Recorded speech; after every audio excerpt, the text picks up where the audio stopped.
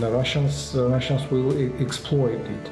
But they will exploit not only Moldova question, they will exploit the South Caucasus question as well.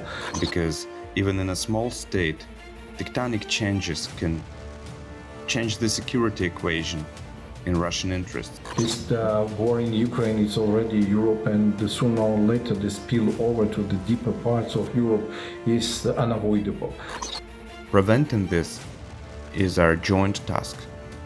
Hello and welcome to Ukraine in Flames, a special project by Ukraine Media Centre and NGO Euro-Atlantic Course, and I'm your host, Matt Wickham. In this episode, we delve into the issues surrounding Transnistria. Will there be an escalation? If you want to learn more about the subject, please continue watching this video and don't forget to press subscribe to our channel so you don't miss out on any of our videos in the future. Transnistria, a breakaway region under Russian control in Eastern Europe bordering Ukraine and Moldova, remains an unrecognized state since its illegal split from Moldova in 1992 during the collapse of the Soviet Union. Recent reports reveal Transnistria's plea to Russia for protection against perceived Moldovan pressure. Russian propaganda and its influence have long been significant in the region, shaping public opinion and fostering an anti-Moldovan sentiment. This influence, coupled with military and economic support from Russia, solidifies Moscow's control over the region, aimed at destabilizing Moldova and exerting influence in Europe and in Ukraine. Our first guest of this episode, Oleksiy Honcharenko, Ukrainian MP, is first to comment on this issue. Let's take a listen. A Congress of Deputies of all levels, a General Congress, was held in Transnistria. It looks so miserable. You know how in the 21st century you can do something in the style of the 1970s. It was like that. But Transnistria was mothballed by Moscow and the Kremlin. Transnistria is like a big canned food. They mothballed it in the Brezhnev style. In fact, they don't give this territory any future. They use it only to put pressure on Moldova, to keep Moldova on the hook, and now to put pressure on Ukraine. Naturally, the Russian news talk about this. What's going on there? Formally, the reason for holding these gatherings is the alleged economic blockade of Transnistria by Moldova. There's no blockade. Well, what do you even mean by blockade? It's just that it was high time to close shop, as people in Transnistria was still enjoying all sorts of privileges. It's unique. Separatists spit on Moldova and still enjoy some privileges. Naturally, Moldova began to close it down, and so they decided to put unprecedented economic pressure on them. They made an appeal to the whole world that they are now offended. They appealed to the Red Cross, to the European deputies, and most importantly to Moscow, to help them stop this pressure from Moldova and to so-called save them. In general, give us money to reply to the pressure from Moldova, they said. And they say it's not for, as propaganda says, for the 200,000 Russian citizens that live there. No. Well, what was it then, friends? Well, there were several goals. The first goal was to remind before the elections in Russia that there is Transnistria, which they say depends on the Russian Tsar. Tomorrow, Putin will address the Federal Assembly. Therefore, everything is logical. Everything is clear. The second goal was to create some kind of pressure on us. That, they say, something will happen. They are trying to create panic in Ukraine. There is Transnistria. Friends, although there are certain armed forces in Transnistria, of course controlled by Russia, there is no combat capability there. After all, 2 Ukrainian brigades will demolish these several thousand people in a second, if necessary. Therefore, friends, there's nothing to be afraid of. Russia, thank God, has no direct access to Transnistria. Besides, the sky is blocked by Ukrainian air defences, therefore they do not pose any serious threat there.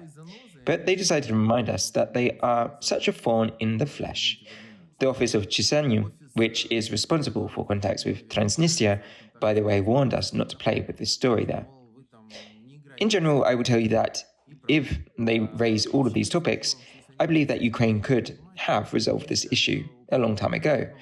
And it would be good, firstly, to eliminate this thorn in the underbelly, which periodically tries to fidget there, and secondly, to help Moldova. Of course, we will not do this without their appeal to help Moldova restore its territorial integrity. And, by the way, there are ammunition deposits there. Ammunition is an important topic, as we all understand. In general, we should not be afraid of Transnistria. Let those who are Russian agents and actually work for the Russian Federation in Transnistria be afraid of Ukraine. They should be afraid of Ukraine. and afraid that Ukraine will deal with them. In general, as our GUR correctly said, nothing came out of this show. There was such a pre-election show, a bit of provocation, provocation against Ukraine. However, there is just a thorn in the flesh. And someday, sooner or later, we will definitely need to deal with this issue together with Moldova, if Moldova itself cannot cope, of course. But it seems that this will happen later. Archil Tsintsadze, a security expert, warns that the war in Ukraine is spreading into Europe with potential spillover effects into neighbouring countries like Georgia, Moldova, and the Baltic states. Let's take a listen. But first of all, I would say that not spill over to the Europe. This war in Ukraine is already Europe, and sooner or later the spill over to the deeper parts of Europe is unavoidable. One day we will see Moldova, we will see maybe Georgia involved in this war, and then maybe the Baltic states. I'm not threatening anyone here, but well, this is the natural course of whatever is going on in Ukraine. And as far as Ukraine is part of Europe, sooner or later, other European countries will be involved. So my point here is how Moldova and possible Moldovan involvement will benefit Ukrainian side or Russian side or someone else in just more, I would say, fast spill over to more European countries of the conflict. No one is doubtful about President of Moldova, Maya Sandu, that she does not want to be involved in the conflict and in the warfare, and that's why this is more a political issue than the technical issue. And there are some analysts who are just saying that for Ukraine to resolve, for example, the issue of the shells, artillery shells, it will be easier, for example, to turn over to the storages and the facilities in Moldova, still occupied by Russian Federation, which is true, by the way, and it is well guarded by 20,000 Russian soldiers. And this is the technical question, and saying that it is a technical question, it might be provocative question as well.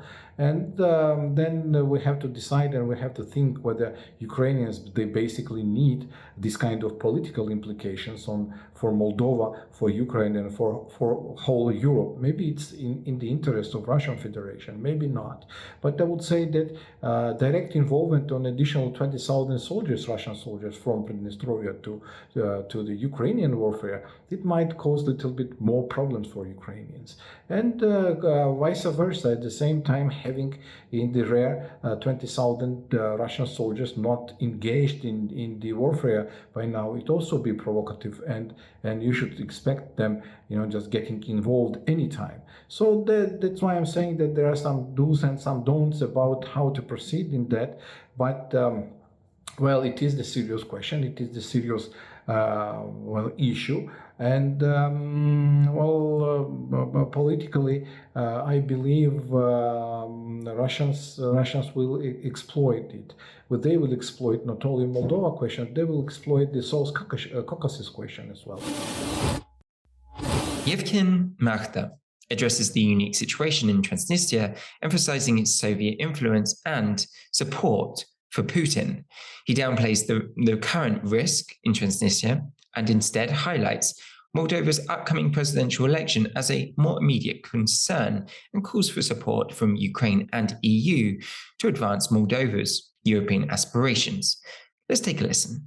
The Kremlin's information campaign around Transnistria's possible annexation signals that Putin's re-election is approaching, and the Russian leader doesn't really have many arguments. He has to show the result. He has to show new successes, and he will certainly strive for it. Currently, Transnistria, which is actually a conservation area of Soviet influence, is, in my opinion, perhaps the only place in Eastern Europe where people are waiting for Putin. Maybe someone is waiting for Putin in Gagauzia too.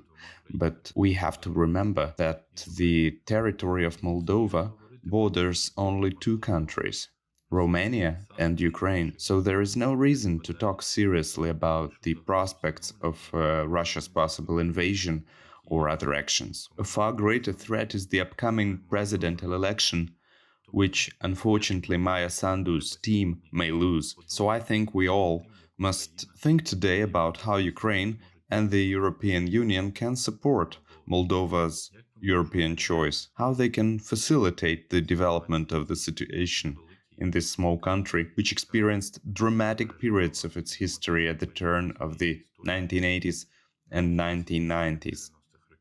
How to facilitate its development as a real candidate for joining the European Union. All these challenges are faced not only by Maya Sandu's team. We all are facing these challenges, because even in a small state, tectonic changes can change the security equation in Russian interests. Preventing this is our joint task. You've been watching the special project by Ukraine Media Center and NGO Yevhen course dedicated to the Russian-Ukrainian war, Ukraine in Flames. In the description under this video, you can find more information on how you can help Ukraine fight Russian aggression. If you find our work useful, please like and share this video. Slava Ukraini!